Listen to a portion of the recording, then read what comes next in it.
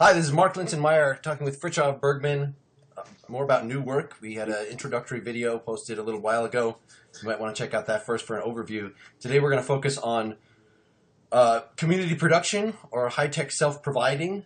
So very briefly, the place of that in the theory, the overall framework, the idea is to, well, in the case of employed people, to free up some of your time by providing for some of your needs, being able to produce some of your own goods, and otherwise you'd have to be working at a regular job to earn that money to then go buy the stuff at a store. So the idea is it's supposed to be time economical if it's implemented correctly, that at least some of your goods, your regular, whether it be household items or electronics or whatever, or food, that at least some of that stuff could be produced in other ways that are not just going to buy it at a store, and that this would actually be time effective and cost effective.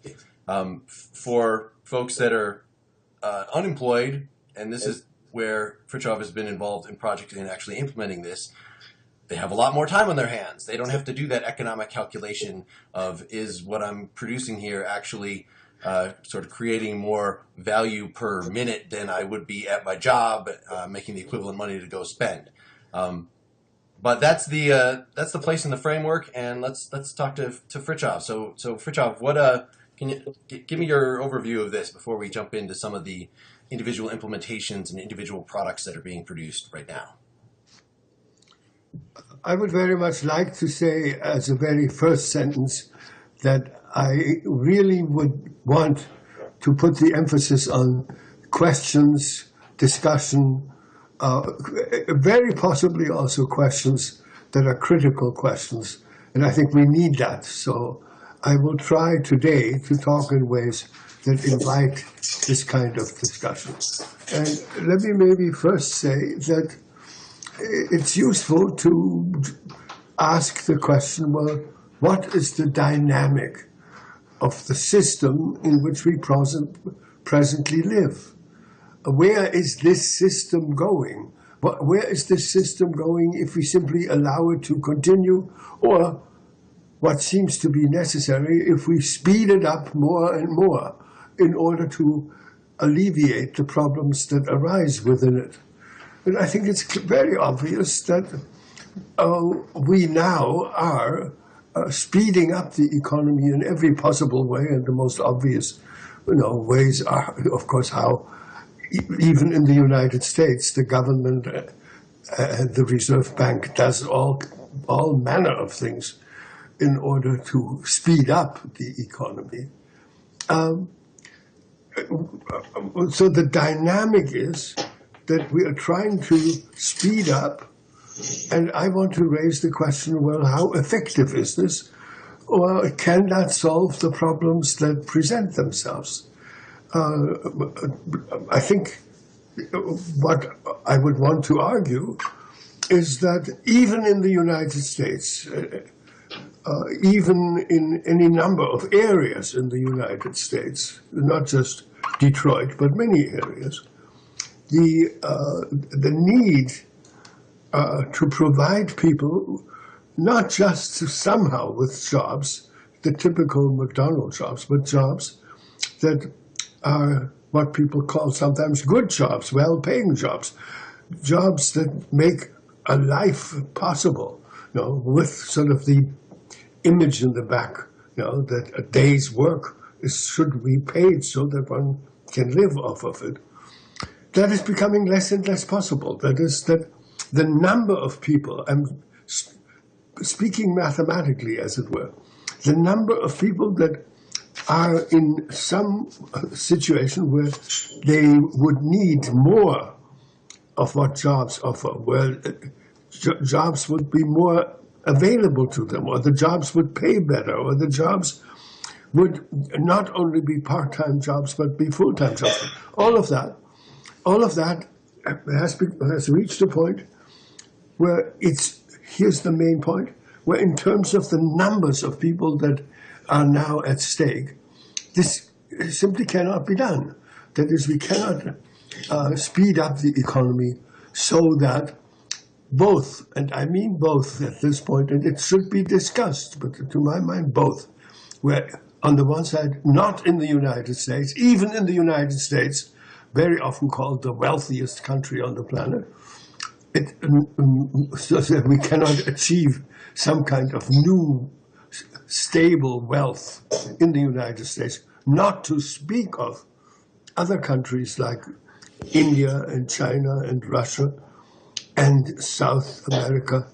So we cannot simply move in the direction of still more production, of still using up, and I'm alluding to the ecological issue of still using up more materials. This will not solve the problem that we have, and it will, in fact, become more and more insane or more grotesque. If you think in terms of India or of Russia, what would happen? And I'm asking you to ask yourself possibly a new kind of question. I mean, the question is, what is the dynamic of the system in which we at the moment live? What would happen if we allow this dynamic to continue on, or if we speed up this dynamic as is necessary? And the point is not only that even if we speed up, we cannot speed it up enough to really solve the problem of work for a vast number of people. I work, as has been mentioned, in Detroit. Even the idea now to somehow speed up whatever we are doing in Detroit to a point where everybody in Detroit would again have a good job. No one thinks that anymore. If that sort of perspective comes up in a conversation, people roll their eyes and think that the person has just somehow slept for a very long time. So all of that, to my mind, leads to the simple conclusion that we do need an alternative. That is, if we simply go on with what we have, we will produce ever more materials, we will speed up the economy ever more, but it will not be speeded up enough so that we really have a workable system. It will be more and more lopsided as we continue. So, and it will be lopsided in terms of the materials, in terms of what is produced, in terms of whether what is produced can still be purchased, and on and on and on, including will it employ enough people at work that really needs to be done? Because more and more work is, of course, automated, as we all know, and more work is globalized. Given all of that, given that dynamic, can we simply go on? The answer to my mind is no. If we think about it, if we allow ourselves to think about it, we all know that that's grotesque, it's impossible, it's ludicrous. We need something dramatically different. And when I say dramatically different, I mean we don't just need something where we have adjusted this little wheel or turned that little gizmo. Given the perspective I have now tried to articulate, namely, given the perspective of the current dynamic, we need something radically different, fundamentally different from the ground up, so to say. And there's, of course, the question, how and what would it look like and how is it possible? Now, maybe because this time I very much want to lead into discussion and I want to make a real effort to make what New Work is trying to develop as plausible, as graspable, as understandable as I can manage. Let me distinguish two different groups.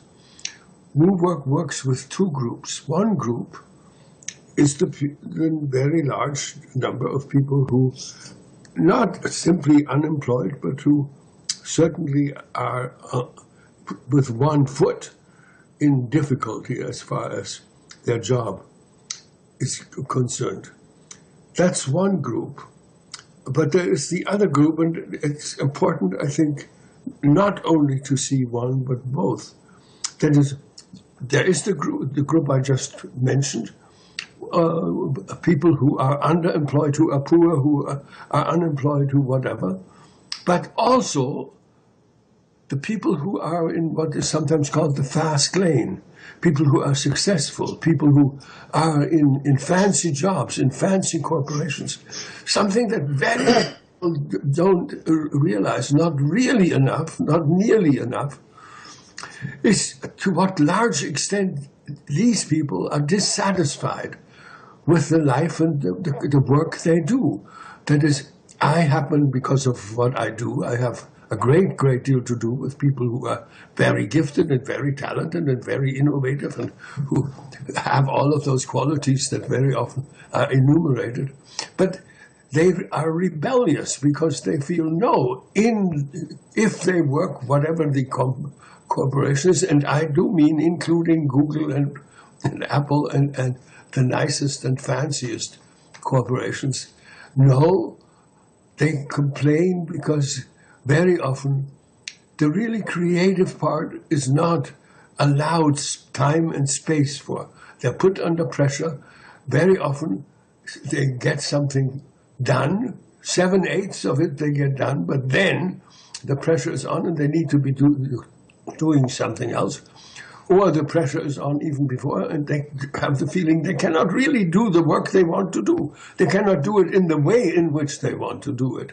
But on the contrary, they work, even though they work for one of the fanciest computer corporations around, they always do their work under pressure, and this is something that they rebel against. They don't want to work like that. They want to have the time. And very often the way they put it is they want the time to be creative. They cannot be creative if they constantly have somebody standing over them and pushing them. So I'm saying there are really two groups that New Work addresses.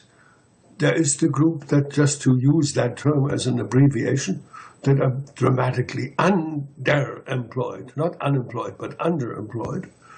And there is the very large group that are very well employed, but that despite that are not at all satisfied with the nature of, with the conditions, with the time, with the pressure, with the circumstances under which, even though they are very successful and among the very best and best paid, they're not satisfied with that. And so we need to start from the idea that, look, it's not as if there are only a very few people here and there who, for God knows what, maybe very antiquated reasons that have to do with Marx or whatever, are not satisfied with the current system. That's utterly absurd. I mean, please forget that. That is the past in the worst kind of way. That, on the contrary, we now are way far away from that. But in this new dispensation, in this new arrangement, the number of people who are not satisfied with it, who are either underemployed or you could call it overemployed, overworked, is very large. And that needs to be understood if one wants to understand New Work at all. That is, we address people who don't look at us very surprised when we say, well, something different needs to be done. Actually, they don't have any patience with people who don't have something very different to offer. The fact that we do have something very different to offer is exactly what makes us attractive to them, what makes them curious about us, what makes them interested in us. And maybe let me especially emphasize this. The fact that what we are doing is drastically different is one dimension of it. The other dimension is that ever so many people at this point live with the feeling, oh, well, yes, it's a pretty lousy, the whole arrangement is lousy and it's getting worse by the week. They feel, but there is absolutely no alternative. So what's the sense of it? So, it's a necessary evil. Yes, it's okay. Now, the thing is that a point about New Work that we should discuss, and I'm perfectly happy to take a break and discuss it right now with Mark, is that for most people, there is only one alternative that is at all visible. That is, if we want to talk about new work, put into the picture that new work is perhaps the one really developed, in detail developed, historically developed, in many situations developed, in many projects developed alternative. So there is an alternative. And it is one that has a lot for it, although, of course, there are many problems still around it. But for many people, this is the one alternative that they come across, and they say, aha, let's have a look at this. And that is the basis of the whole discussion. So to turn that discussion then, that was a good introduction. In fact, that reiterates a lot of the points. Folks, if they want to hear more about this sort of the paradigm shift and people's sense of helplessness and wanting to, feeling like there's no alternative, the beginning of your book, New Work, New Culture, which has not been printed in full in English yet, but the beginning of it is available on your website. So we'll link to that if people want to look at that. But there was a lot of impatience among the commenters in response to our last video for the details, the nitty-gritty. How is this actually supposed to work? How is this actually supposed to save anybody money? How is this supposed to actually save anybody time? And I took your description of the two different audiences there to say that how this community production, this high-tech self-providing, would work with these two different audiences is actually quite different now, that you'd be setting up different kinds of projects, different kinds of sharing community arrangements between the two of them.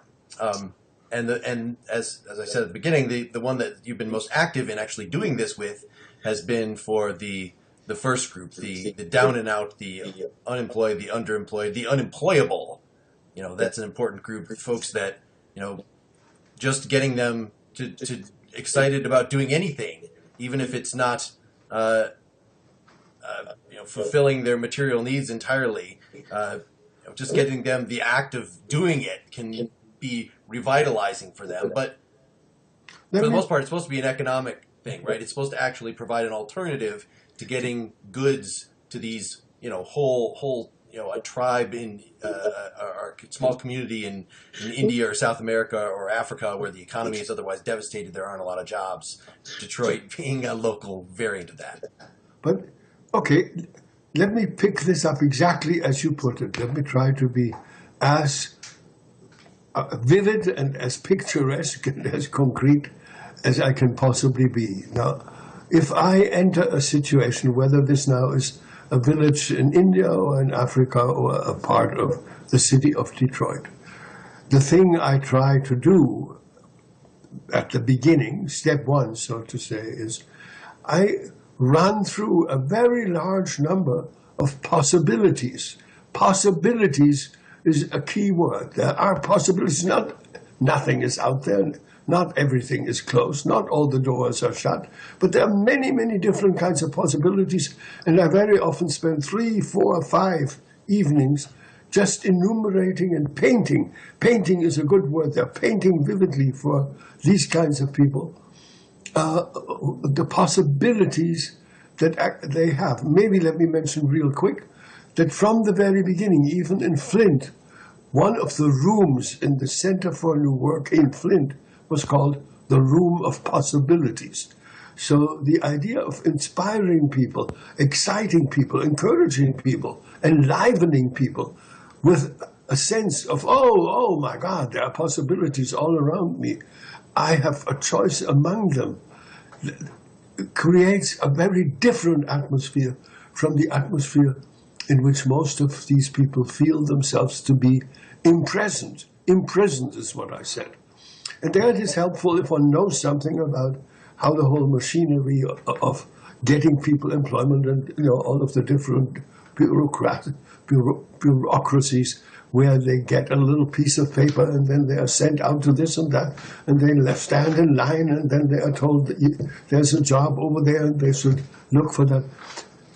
The atmosphere is so entirely different. It's not discouraged, not depressed, but on the contrary. The first step and I use that word, and it sometimes offends people, is to create a sense of cheerfulness, to make it so that, by the way, I think philosophers have terribly underestimated the virtue of cheerfulness, that we create a sense of cheerfulness.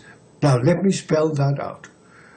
If you are, call it down and out or call it unemployed, or in any case, if you are among the people who are badly off, if somebody comes to you and says, look, the most obvious thing that is possible is for you to grow your own food. Now, what needs to be said is, I'm not assuming for one moment that everybody will want to grow their own food.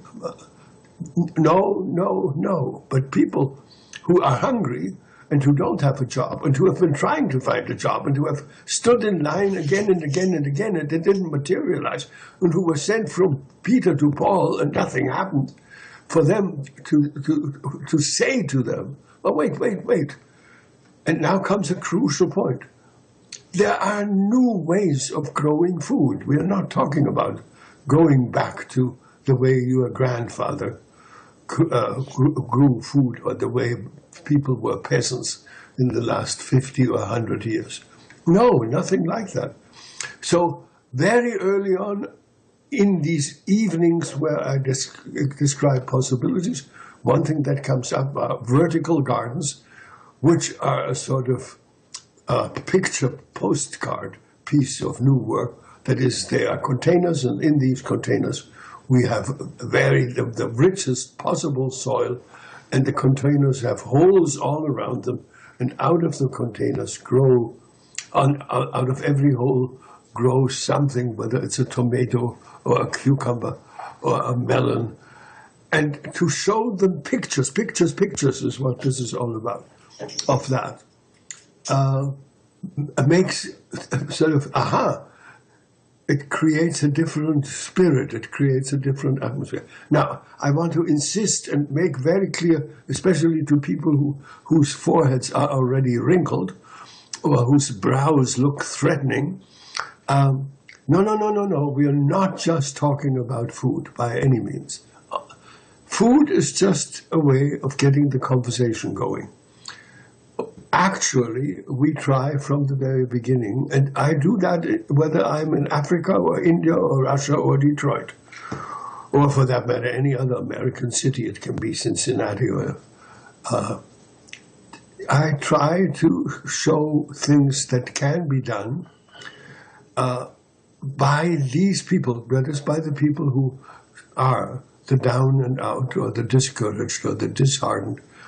And that goes quickly, in relatively quick steps, up to ever more demanding and ever more impressive items. So it's not only food. In fact, I'm sort of sometimes mimicked, and people make fun because I keep saying, what comes after vegetables? We can create vegetables, fine and good, but what comes after vegetables? And a first step after vegetables is very often electricity. Now, that raises the level of conversation, because electricity for people, the kind of people we are now talking about, is a great threatening calamity sometimes. That is, winter is just now beginning, and electricity, if it's not paid for, gets turned off. And people literally, and I'm not exaggerating, this is not melodramatic, if they don't have electricity, they freeze. And they sometimes freeze to death from not having. And in any case, it is to them dramatic that they can't pay the electricity. They know what that will mean. What that will mean in terms of their life, hot water, shower, all of that, cooking. So the idea of, not just tomatoes, but we can also create electricity. And here are, and that's important, no, we are not talking about solar panels only. Solar panels are getting better and cheaper and more efficient and God knows what. But the main point from the perspective of new work, the main point is that there are a zillion ways of creating electricity. One that we exhibited in Austria when we had a new work exhibit a couple of years ago was especially charming and got a tremendous amount of discussion because it was simply a large piece of wood. It was a piece of a tree trunk, a piece of a trunk. And one had built into that tree trunk propellers, just like at the end of a motorboat or something. And these propellers were turned by, this was on the Danube, these tree trunks were tossed into the Danube turned the propellers, and the propellers turned a generator. And so just with a piece of wood and propellers, that was the demonstration we showed to people. That is something you can do. That is something anybody can do, and you can create your own electricity. Now, I again don't want to go on and on and on. I'll mention now in a swoop a whole lot of other things with the idea that then I'll take a break and maybe we can discuss. That is, this, please, this is only the barest beginning. That what goes beyond that are new materials in almost everything. One new material that gets a special amount of discussion are new ways of creating bricks, eco-bond bricks, bio-bricks, biomason bricks. That is the possibility of not having to buy cement, which is expensive, but on the contrary, making your own bricks. Now, the idea of you do it for yourself, you can do it, you're independent, you can make your own bricks. Again, that is only the barest beginning. When I do these introductory talks in some corner of Detroit or in some corner of India or Africa or Russia, I bring in, startling as it may be, I bring in the very first 2 or 3 times already advanced machines with which it is possible at this point for people who are down and out to make their own stoves, their own washing machines, their own furniture, their own tables. Beyond electricity, the furnishings of a house, to a large extent, can now be made. Beyond that, in the discussion, a very large item is what can be done with what people call fabricators, or with 3-dimensional printing. I bring in 3-dimensional printing into the slums, so to say, and show, okay, look, that is now something around, and it has become much less expensive. And with that, given the right training and given the right support and given the right context which is created by new work, the possibility of even making for yourself things like your own phone or things like your own computer setup, not completely, not fully yet, but still to work in that direction, gives you an idea of what has become a possibility. And there we are back with the word possibilities, to show to people lots and lots of possibilities. So the ultimate goal, right, is for one of these communities, I believe you use the figure, to let them build about 80% of what they need themselves, right? Yeah, and I'm glad you bring this in now, because to understand new work and especially community production, please think in terms of the future. That is, we are aware of where we are and what's possible and what's not possible. At the same time, we are creating a sense of purpose, which is what gives people courage and what gives people meaning to their life. We are saying this is a goal that we can work towards. And for most people, that is, having a goal is almost the most important thing. Ever so many people live drearily without any sense of purpose or any sense of goal.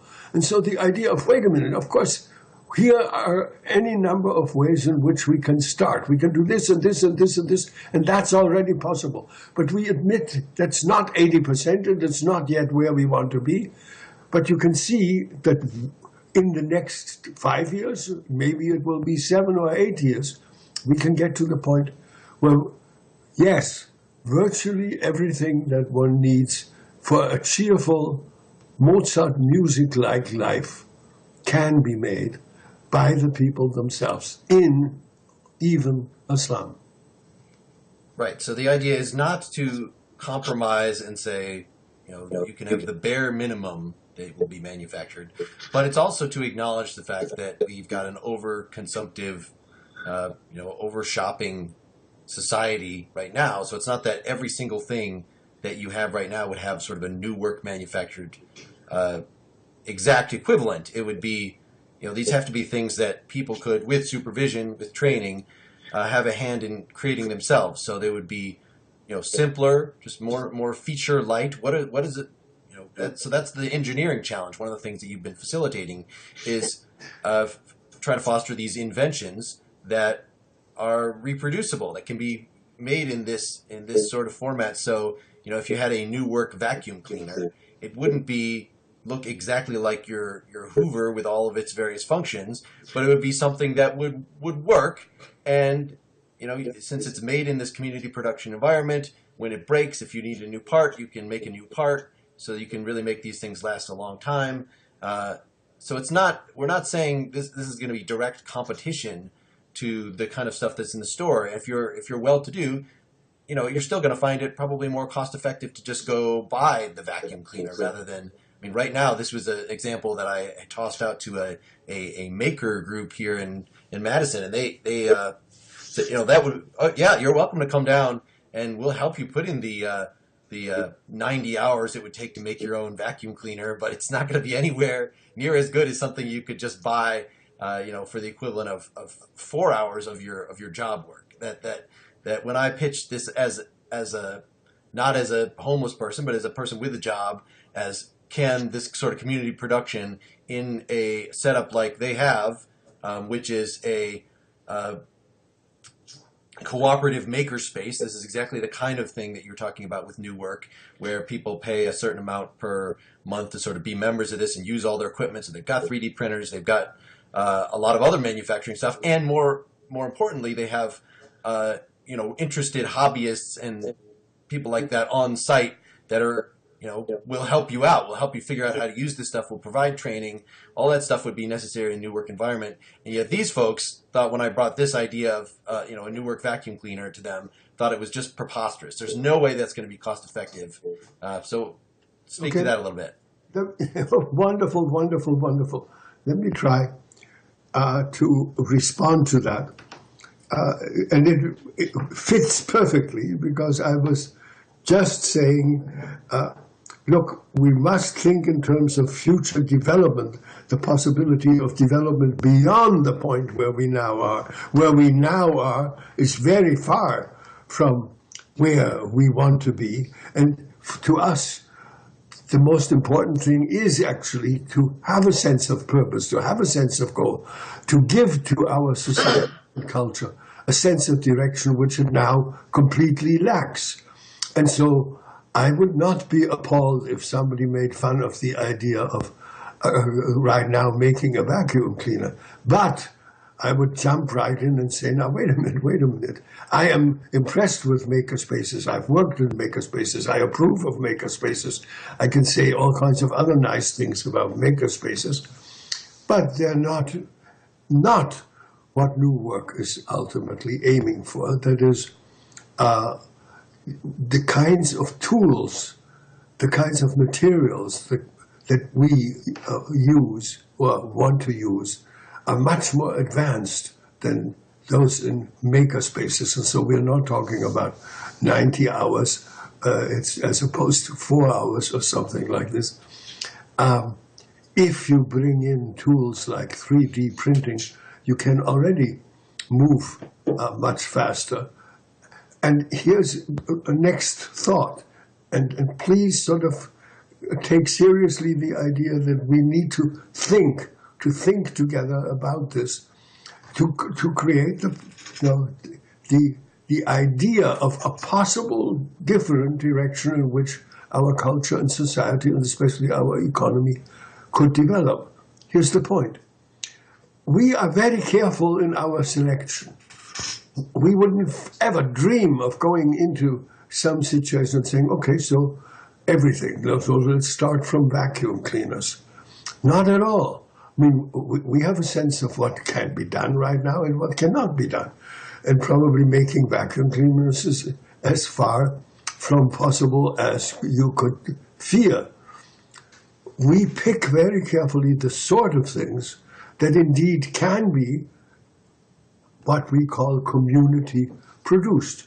A good example of that is, of course, the example of bricks, but plenty of other examples where it has become very possible to make things that make a life possible that are nothing like as complicated as a vacuum cleaner. So I would say part of the process of development, part of the process of thinking, part of the development of community production is to pick very carefully those things which people with tools and with mentoring and with advice and with help and with materials and very often with best possible machines actually can be made relatively quickly and relatively easily. And that picks up on something you just said. I mean, the last thing we imagine is to sort of do everything again, what already exists in shops. The idea is to go through and to look at different things and say, well, now, isn't this something that could be done rather differently? And now let me throw in an example which has already been mentioned, but which will make this much more convincing. That is, in Austria, we deliberately, out of the kind of dilemma thinking, difficult thinking, oh, is it workable or is it not workable? How far is it workable? Out of that kind of thinking, we decided to try to work on an electric motorcycle. And the idea was, that is something very desirable, not necessarily everywhere, but yes, there are a great number of different countries in which the need for some means of transportation with which one can transport, if it's necessary, vegetables, if it's necessary, a sick person, if it's necessary, whatever. But need for transportation is enormous. And let me just quickly mention that it's a fact that possibly up to 40% of all the vegetables that are produced in India do not make it to the market, but rot, simply because they don't have the means of transportation that would bring the vegetables, which they actually have, to market. So transportation in that case makes the difference between humongous waste and a much more sensible way of using what, in fact, they are producing already. So against this backdrop, we did not simply create a motorcycle that was like motorcycles had always been. It was, from the beginning, utterly different, and the conception of it, the way it was designed, the way it was planned, the way it was sold, the way it was marketed, all of that was different from what is normal. And so it was a deliberate attempt to introduce an example of how this would be in a new work culture.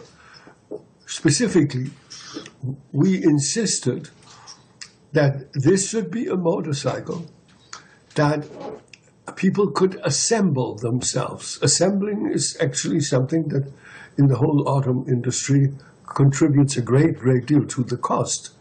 And if one can assemble things, yeah, there's the point that you just mentioned.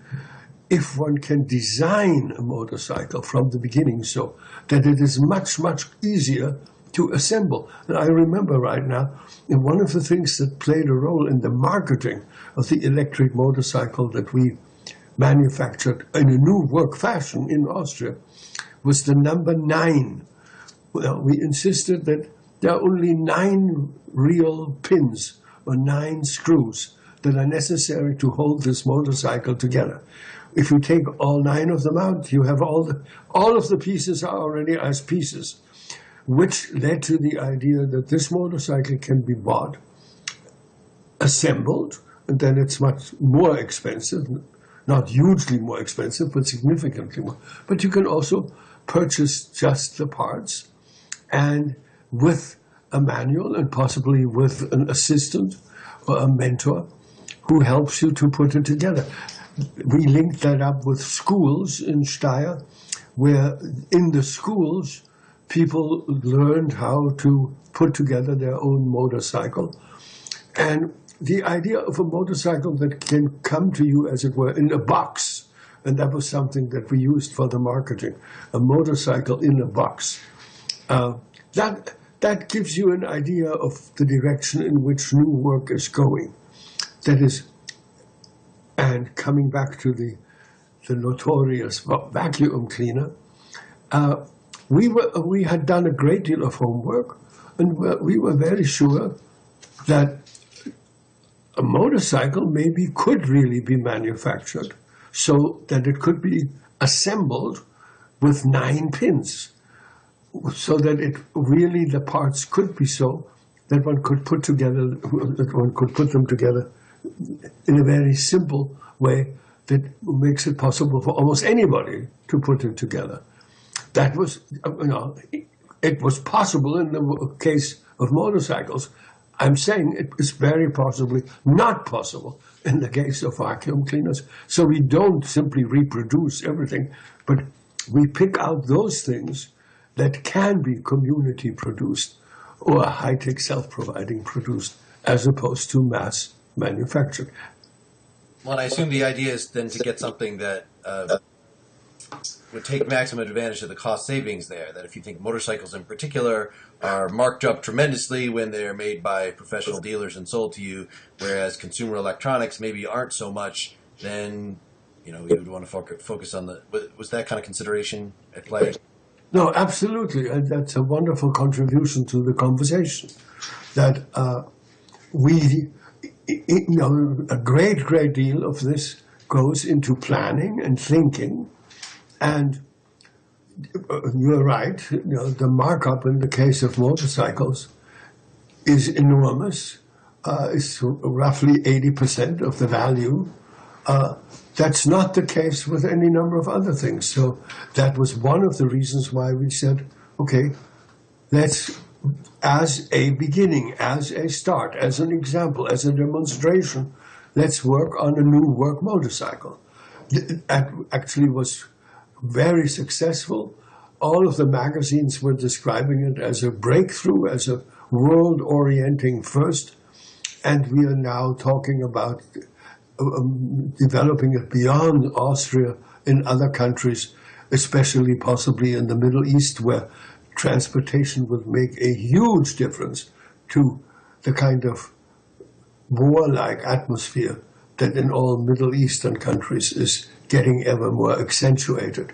So this is a main point that must not be lost sight of for a moment. Now, what is practicable?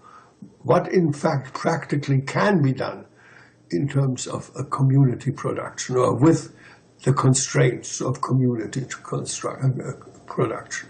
And a motorcycle is something. Other people are working on other things. So nowhere in here have we talked about costs in terms of, you could say, well, couldn't we solve this problem of people not having their materials needs met, at least in countries like the U.S., by just taxing the rich and having a guaranteed minimum income or something like that. And besides that's just politically difficult to pull off. And we've talked about in other settings the fact that that's not enough, that then people would just become alcoholics, and you'd need to give them counseling to figure out how to do work that is how to fill that time with something that is productive and meaningful to them, and gives them a sense of purpose.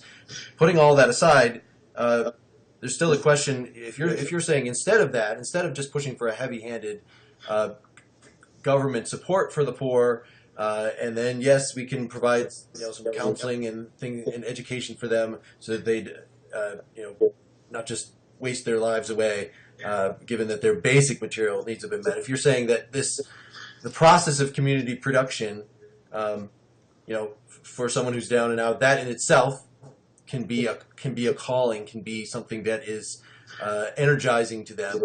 All right, given that, so somebody that feels very helpless, doesn't feel that they can do anything to support themselves, saying you can make your own vegetables, maybe you can make your own motorcycle. This can be tremendously exciting to them.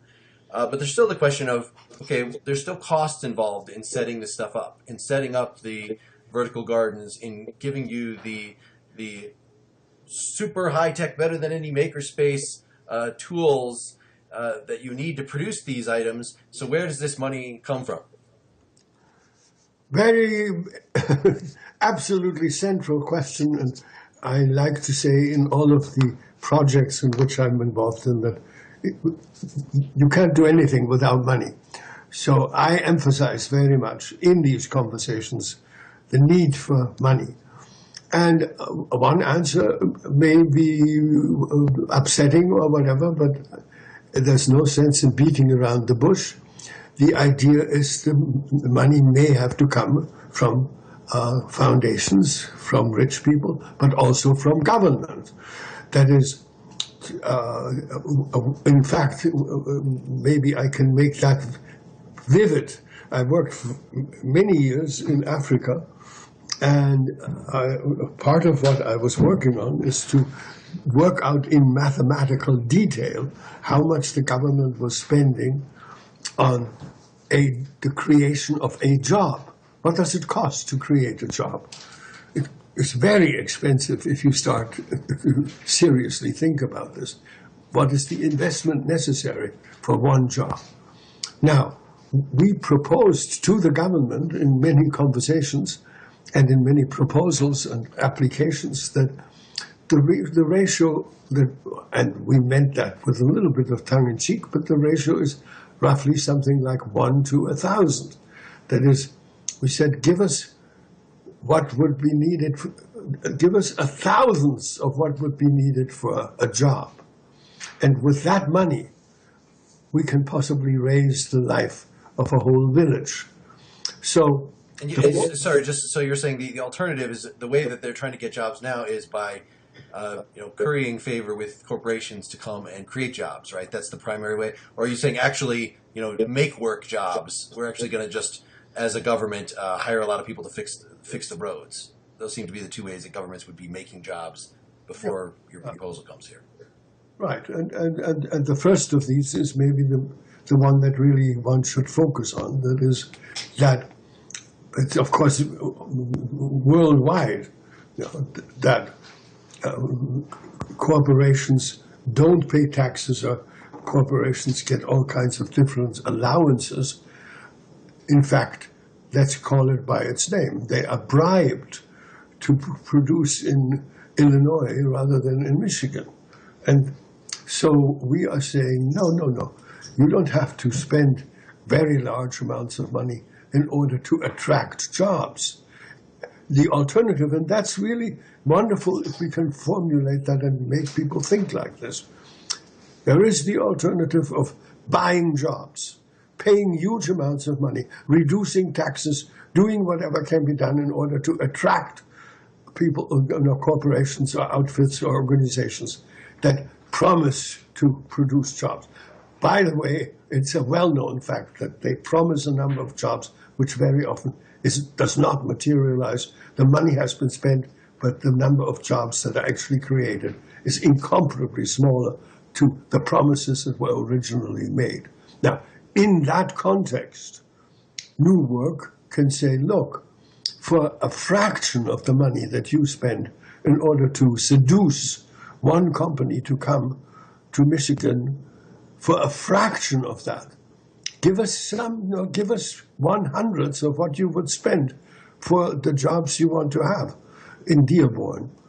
And with that fraction, we can improve, and not just improve, but radically change the life of a very large number of people. So, of course, what plays a great role in the development and the organization and the moving forward of new work is the contrast to the alternative. Okay, so give us, you've sketched a lot about the possibilities and the aspirations for doing this. Give me a little sketch of, how this actually has played out somewhere. Well, at the moment, our admittedly picture book example is the electric motorcycle. But not for a whole community.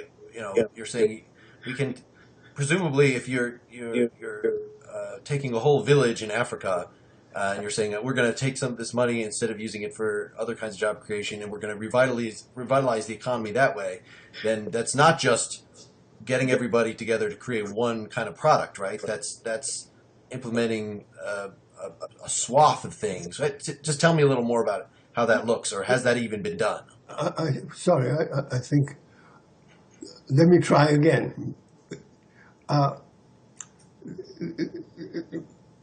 It is absolutely essential that in the conception of new work, that people will not just produce one item, but actually, and you've mentioned this before, and it keeps coming up, that ultimately what we are aiming at is something like producing 80% of everything that one needs for a pleasant, humane, cheerful life. The point about this is that if you approach that, and we are beginning to approach it, then the people are transformed by that, because it is a totally different life if most of what you have in your living room or in your house is something that you have made. And the experience of you having made it makes all the difference. To sit on a table that you have made is a very different experience from sitting down on a table that you have just picked up at IKEA.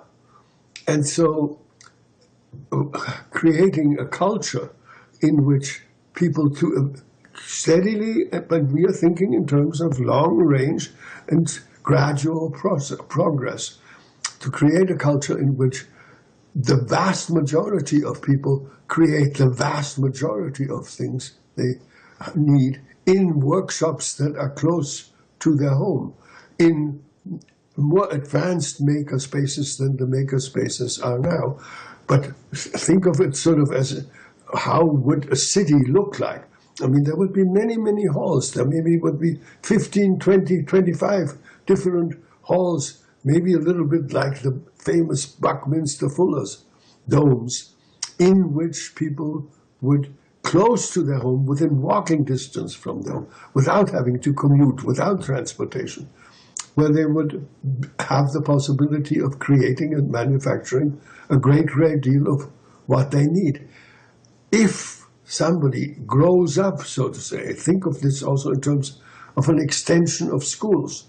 If somebody, not just one product, but if the school from the beginning, from when you are 6 and 7 years old, says, look, we are trying to prepare you for a life in which you will make your own chairs, and you will make your own tableware, and you will make your own windows, and you will make your own phone, and on and on and on. Now, the kind of intelligence that you would develop in people would be very different from the intelligence you have now. All right, so we're going to have to, I think, work toward wrapping this up, but let's try to maybe hit a few more points. Now, when I've talked about community production, people like this, and a lot of the reason for this, you're saying this is possible because manufacturing techniques have gotten more sophisticated, that you don't necessarily need a big factory with a bunch of different machines that each add one little part. You can have a single machine, like the Star Trek replicator is what's always sort of posited as the ultimate version, eventual version of this, and 3D printers right now fall very, very far short of that, and that's something that you readily admit. But still, the idea is that you could have, in a small space, as we were saying last time, a machine that would be able to do a lot of things, that would be able to, not just add one little nut to something, but that would be able to do a lot of the different parts in construction of a given object and be programmable to deal with a lot of different objects. So that's what's appealing about 3D printing, is that there's already even a big subculture. I think Thingiverse is a website where you can get the plans, the computer-aided drafting plans that you can load into your 3D printer. I've never actually done this, so I'm sure I'm not using the terminology exactly right. But that, so there are a lot of objects that, as long as you've got these basic materials and things, you can do that all together. So it sounds like that we've got a lot more manufacturing power potentially in community hands, or even in the hands of individuals if you go buy a 3D printer for your house. However, I still encounter a lot of skepticism as to whether this is actually going to be cost effective in any way. That these same advances, of course, are also open to the established manufacturing industry. So we've already seen a great drop in the prices of manufactured goods. And yes, some of that is a matter of cheap foreign labor and a lot of things that we want to avoid ultimately in a society. Is causing greater injustice maybe than we would like. But still, you could say, this has already been accomplished. And the answer is Walmart, that you can already go and pay just pennies for so much of this stuff, so that already people can live, and have been forced to live, unfortunately, on a pretty small income, and take advantage of all this. Apart from, of course, the as you were saying, the psychological benefits to, I made this table myself, and this, I feel a sense of accomplishment, and I had this hopelessness before, and now I've been raised up because I can do some little bit. There's still a lot of skepticism as to, certainly right now. I know you're saying in the future we can I don't know, hope that the markets change so that this will be more cost effective. I'm not sure what the solution is here, but why would the movement be toward community production instead of just toward cheaper manufacturing, cheaper goods? Maybe the government even needs to take some action in terms of, we discussed before, devaluing certain items. This is in the many years I thought about this since learning the basics from you in college. Before anything like this community production was technologically possible, with 3D printing and other things. Now I really thought of it more in terms of the government deciding that, look, we're not going to tie subsistence to having a job anymore, and so we're going to take at least a full-time job. So we're going to take measures to make certain goods cheaper, and that's what food subsidies are all about. The government already does this with water. Water could be, with fire departments for, there's all these either things that are directly funded by the government, or like the post office, supported by the government. So basically, they're fixing the market so that everybody will be able to afford a stamp to mail a letter, that kind of thing. Why not more of that instead of this community production? I will give you a very straight answer to that, and maybe we can do some of our next broadcast or videotaping around that. What these people ignore that advocate the future of Walmart is quite simply what people want. What I think is needed at this point in the conversation we are having is to be confronted with people who say, I don't want to buy, I want to make, which goes into the whole concept of makerspace. That is a fundamental fact, that people have a powerful desire to be a different person. And I'm sorry, but I will rebel against the idea of saying, well, it's a psychological advantage that makes it sound like something that gets discussed on a couch. No, it's not that. It is life transforming. It is an entirely different life. And it is an entirely different life that many people at this point want. To some extent, even if it is not, to use the word you used a number of times, cost effective. That is, yes, okay, even if it requires quite a number of hours of work, and even if it requires strain and stress and this and that, ultimately, people say, give it to me, let me do it, let me do it. I want to do something that has some meaning and some purpose and that gives me a sense of my own value and a sense of my pride and a sense of my own accomplishment and possibility. That is, ultimately, it comes down to what people really, really want. And I think what people really, really want is not to become consumers who purchase forever smaller amounts of pennies, this, that, and the other thing. That is ultimately not attractive to people. Ultimately, what is attractive to people is to be able to make things. Well, and when you say people, you're really talking most about the populations you've been serving.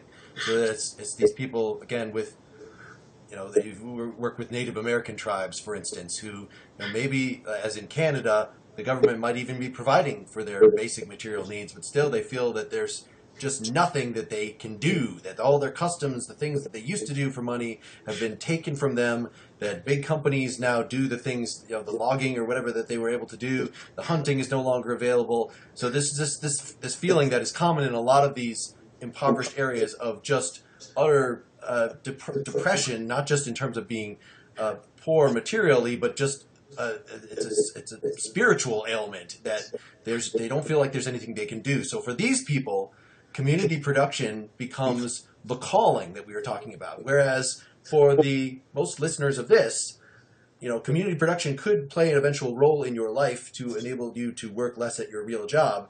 But we had pretty carefully distinguished in the first podcast, I think, between your regular job work time on the one hand, which would be less, your community production time, which I would think in sort of the first world would be a little more like, like what you do with housework now. You spend a little time per day to do it. So maybe some of that time is using your 3D printer or whatever to, I need a new plunger.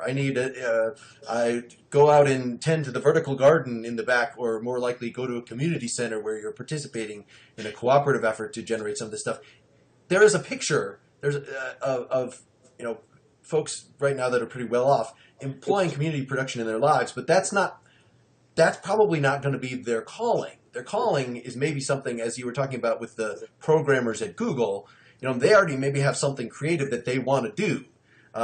So this is, whereas for these more impoverished areas, not that this is ultimately going to be the only work that they do that is meaningful. Maybe they'll also be poets. They'll also be, do any number of service jobs, other things that we would call a calling, but just the process of making things for themselves itself, at least as an initial step, serves the same psychological / spiritual role of a calling. So that's, I know it's very easy to just completely conflate the two when we're talking about this, because you're talking specifically about these projects you've been involved with. Do you have anything very short to respond to that, and then we can say goodbye?